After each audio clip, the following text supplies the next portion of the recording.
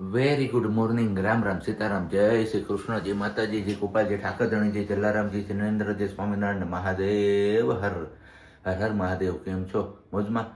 તો વાંધો નહીં બપલી, બિલકુલ મોજમાં રહેવાનું. અને આપણે કંઈ મોજમાં છીએ ને. અવાજ થોડોક તમને ચેન્જ લાગતો હશે, ભારે થઈ ગયો છે છેલ્લા 3 દિવસથી.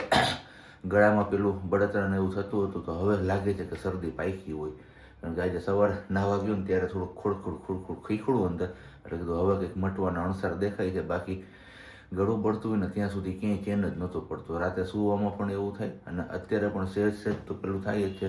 તો કીધું પહેલાં હવે તમારા લોકો સાથે આપણે રૂબરૂ થઈ જઈએ, ચા પાણી પી લઈને પછી લવિંગ રાખીને મોઢામાં બેસી જઈએ. કારણ કે છેલ્લા કેટલા 2 દિવસથી તો લવિંગનું હું પેલું સુઈસા રાખું છું, એટલે થોડીક એવી રાહત છે, આપણને એવું લાગે છે. એટલે કીધું એ કન્ટિન્યુ રાખીએ. બાકી દવાને એ બધું તો હવે કેટલું પીવું આમાં ખબર નથી પડતી. દવા પીએ તો વળી હાઇપર એસિડિટી થઈ જાય. ગઈકાલે પીધી હતી તો હાઇપર એસિડિટી થઈ, સાંજે પછી પાછી એસિડિટીની ગોળી ખાવી પડે. એટલે એક મટાડી ત્યાં બીજું થઈ જાય, બીજું મટાડી ત્યાં ત્રીજું થઈ જાય. એના જેવું છે બધું આપણું કામકાજ. અને વાગ્યા છે અત્યારમાં કેટલા 6:45. તો બસ હજી જસ્ટ આપણે નાહી ધોઈને ફ્રેશ થઈને આવ્યા છીએ.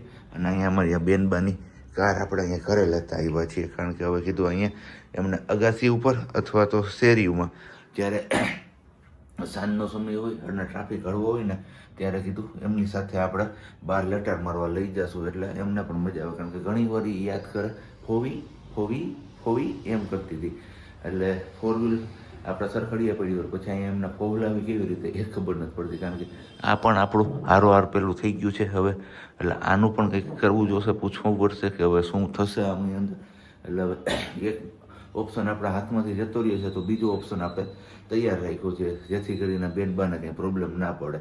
જ્યારે પેલું થાય ને ત્યારે ફોહલાવવામાં વાંધો ન આવે. ને બાકી આ એમની ચેર તો છે જ.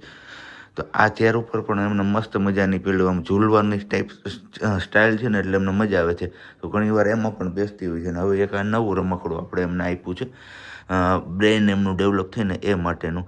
તો હવે આમાં તો જડ દઈને એ હાથ નથી માંડતી, ઉડાડે છે. એટલે મીન્સ કે આ ડાહુડો હજી એમને એટલું ખ્યાલ તો ન પડે કે આની સાથે ફિટ કરવાનું છે, આની સાથે પણ જોઈએ રાખી ચિત્રને. આપણે એમને પૂછ્યા રાખીએ છીએ કે ભાઈ આ કયું પ્રાણી છે, આ કયું પ્રાણી છે, તો એમ જવાબ આપ્યા રાખે છે. તો બસ હવે બેનબા અત્યારે સૂતા છે, એમના મમ્મા પણ સૂતા છે. તો આપણે ફટાફટથી હવે ચા પાણીને એવું બધું મૂકી દઈએ અને પછી પાછું આપણું આ દેશી ઇલાજ તરફ વળી જઈએ. અને પછી પાછા આપણે મળીએ છીએ. ત્યાં સુધીમાં તમે લોકોએ વિડીયોને લાઇક ન કરી તો લાઇક કરી દેજો, ચેનલ ઉપર ન હોય તો ચેનલને સબસ્ક્રાઈબ કરી દેજો, અને સાથે સાથે બેલ આઇકન પર પ્રેસ કરી દેજો. અને હા, આજે છે ગુરુ પૂર્ણિમાનો 2nd ડે. એટલે ગુરુ પૂર્ણિમા તો લગભગ હા ગઈકાલે જતી રહી છે, તો વિશ કરતાં ભૂલાઈ ગયું હતું. તો happy happy happy Guru Purnima to all our family.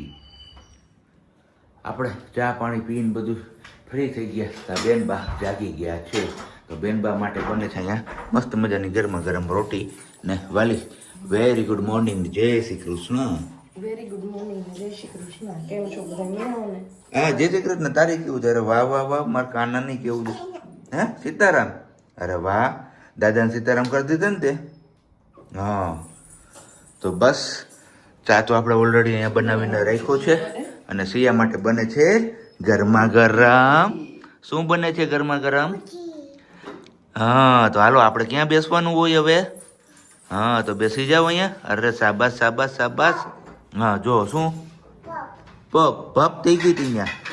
હા, ત્યાં થઈ ગઈ હતી ને, તો નિરાતે હાલવાનું. શું નિરાતે હાલીએ ને એટલે ભપ ન થાય. આપણે પાપા કેમ ચાલે? પાપા બેઠે. હા, તો પાપા હમણાં બેસે. ઊભી રહેજો, આપણે લાઇટ બંધ કરી દઈએ હોલની બે, અને પછી પાપા તારી પાસે બેસે. સિયા આજે વહેલી જાગી ગઈ છે. હે વહેલી જાગી ગઈ કેમ? નીની નો જો જો શું જો નીની નો આવી તને સિયું? હે નીની નો આવી?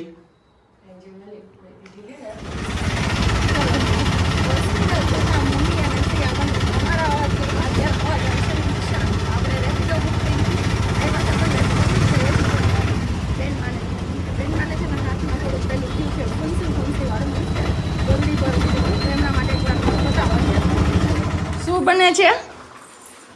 શું બનાવે છે મમ્મા? અહીંયા શું બને છે કુકરમાં? હે સિયું, શું બને છે સિયા માટે? હેપી બર્થડે નહીં, શું બને છે?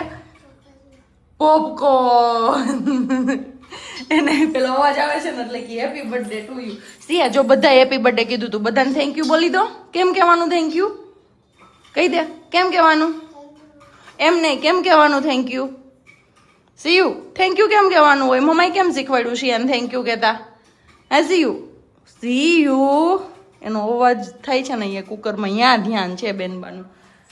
તો બર્થડે વાળો વિડીયો ફાઇનલી તમે લોકો જોઈ લીધો અને બહુ બધી વિશિષ ને બ્લેસિંગ મળ્યા પાછા બિઝી બેન.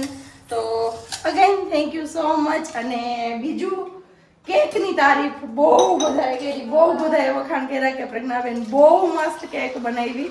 તો થેન્ક યુ સો મચ. બસ પહેલી ટ્રાય હતી ને બની ગઈ ને. એક કોમેન્ટ્સ મને દિલથી ગઈ કે એક માં ધારે ને એ બધું કરી શકે અને માં કરી શકે ને એવું બીજું કોઈ જ ના કરી શકે. તો કે થેન્ક યુ સો મચ કે હું મારા દીકરા માટે બસ ઈચ્છતી હતી કે અવોઇડ કરું બહારની કેક કે બેકરીની વસ્તુ જે અમે નથી આપી ને એ જ્યાં સુધી બને ને ત્યાં સુધી અવોઇડ કરીએ કે ન આપીએ. તો બસ એ માટેથી જ મેં આ વાળી કેક પસંદ કરી હતી ને વિચાર્યું હતું કે ફ્રૂટ કેક બનાવી. આગળના વર્ષે બી એ જ નક્કી કર્યું હતું પણ આગળના વર્ષે પોસિબલ નહોતું કેમ કે ફર્સ્ટ બર્થડે હતો. અહીંયા ઉપર નહીં હોવાનું તો ધૂન ને એવું બધું બી હતું, થોડું ભજન ને એવું બધું હતું એટલે એમના કારણે મને એટલો ટાઈમ ન મળી શકે. એટલે બસ એમના લીધે પણ કદાચ જો મેં ત્યારે બી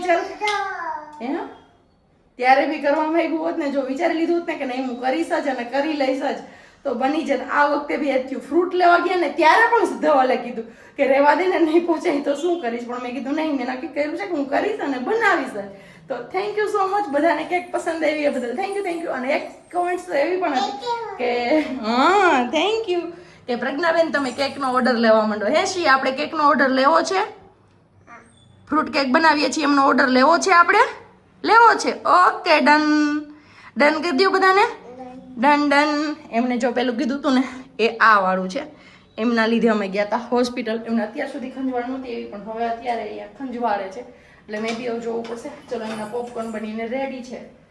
જેમ કે એમને ખટાશ ને બધું ખોડાવવાની ના પડી છે તો બસ એક જ વિચાર હોય કે હવે હું એમને શું બનાવીને આપીશ કેમ કે લીંબુ તો મારું નેતર ફેવરેટ વસ્તુ હોય. તો બની ગયા છે પોપકોર્ન. આટલા અહીંયા છે ને આટલા અહીંયા છે. ચલો આવી જાઓ તમે લોકો નાસ્તો કરવો હોય તો કે સિયા બોલાવો બધાને. આવી જાઓ બધા નાસ્તો કરવા કે હાલો આવી જાઓ. ગરમ હશે હો બેટું. Okay done. યુ મમ્માએ તારા માટે શેની કેક બનાવી હતી? તરબૂચની. પછી સિયાને એ કેક ભાવી હતી. કેવી લાગી હતી? કેવી લાગી હતી? યમ્મી યમ્મી લાગી હતી. વાહ તને એવી કેક ગમી ને? તો આપણે હવે એવી કેક બનાવશું ને દરેક બર્થડેમાં. હે શિયુ? ઓકે. પછી આ શું છે? મમ છે. એનું નામ શું છે? પોપકોર્ન. અરે વાહ તો ડાયો દીકરો છે. પછી આપણે સવારે કોને મળવા ગયા હતા? કાનાને. ઓકે. તો અહીંયા હોસ્પિટલમાં હતો કાનો. એ નહીં, એ પછી આપણે કોને મળ્યા હતા?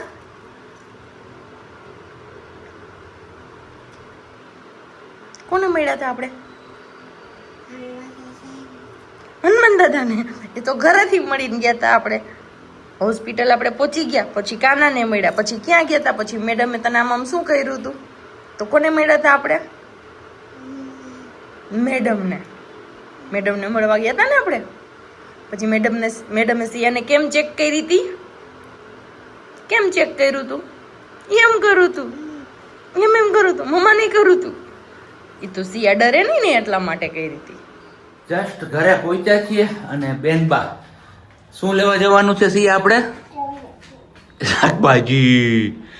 તો બસ બેનબાએ સીધા એમના પપ્પાને જોઈ લીધા ને તો કે શાકભાજી કારણ કે રસ્તામાં હતું ત્યારે જ પ્રજ્ઞાનો ફોન આવ્યો હતો કે આપણે જવું છે તમે આવો પછી. તો બેનબાને ખબર જ હતી કે પાપા આવે પછી જવાનું છે. તો અમારે બેનબાએ તો એ રટ પકડી લીધી તો હવે તો એ જવાનું છે પણ એ વાકે હોવાય નહોતી બીતી. અને બીજું કે હમણાં જ એક રિસેન્ટ વિડીયોમાં તમારી કમેન્ટ્સ હતી કે સિયાબેનની નજર હા કે સિયાબેનની નજર ઉતારી લેજો તમે કારણ કે આમાં ખબર નહીં નજર ઇઝ રિયલ. તો બસ એવું જ કંઈક અમારી સાથે ઘટી છે ઘટના અત્યારે કે આપણે જે નામ ન સાંભળ્યું હોય ને એવાય તાવ છે આ દુનિયામાં. ફર્સ્ટ ટાઈમ આપણે નામ સાંભળ્યું અને સિયાબેનને એમની થોડીક એવી અસર થઈ છે કારણ કે તાવ કે એવું તો કશું નથી પણ અહીંયા જોવો તમે આ જે વસ્તુ છે ને હું બતાવું છું ને એ એક આવી જવાના બાળક થી ચેપ લાગે પણ હવે ખબર નહીં ક્યાં અમારા સિયા દીકરાને કોણ આવીને અડી ગયું કઈ પત્તો ન લાગ્યો કે કઈ ખબર ન પડી જે બી હોય બસ પણ હવે આગળ અહીંયાથી અટકી જાય અને રિકવરી થઈ જાય એવી આપણે દાદાને પ્રાર્થના કરીએ બરોબર ને હા ત્યાં જવું છે સિયા દાદા સિયાની રક્ષા કોણ કરે હા પછી હા પછી હા તો બસ બેનબાને હવે ઝડપથી સારું થઈ જાય કારણ કે એક તો તમને લોકોને ખ્યાલ જ છે કે અમારે પેલી મેડિસિનનું નામ પડે ત્યાં જ અમારે ઘણ મરી જાય કારણ કે અમે મોટા હોય તો પી લઈએ પણ અમારે સિયાબેનને એ મેડિસિન પીવડાવી એટલે લોઢાના ચૈણા ચાવવા બરોબર વાત છે કારણ કે બોટલ દેખાઈ જાય ને ત્યાં જ અમારે એમના અડધા ઘણ તો મરી ગયા હોય અને પછી ચાલુ થઈ જાય એટલે બસ હવે જોઈએ છીએ આમ તો 3 દિવસનું કીધું છે મેં કે 3 દિવસ સુધી અમને સતત કન્ટિન્યુ આપજો એટલું બધું છે નહીં હજુ કંઈ શરૂઆત છે એટલે વાંધો નહીં આવે તો ધ્યાન રાખવાનું છે પૂરેપૂરું અને અત્યારે હવે પેલા આપણે શાકભાજી ને બધું લેતા આવીએ કારણ કે મારો દીકરો ક્યારનો કહે છે પાપા હાલો ક્યાં જવાનું છે સવારની ઘરમાં પુરાણી અત્યારે નીકળું હોસ્પિટલ લઈ ગઈ ત્યાં જતું ગયા તો શાકભાજી લેવા 3 જણા 1 2 ને 3 ને 3 થેલીઓ લઈને એક જ શાક વાળા કહેતા હતા કે બેન તમે થેલી મોટી લઈ આવો પણ શાકભાજી કઈ નથી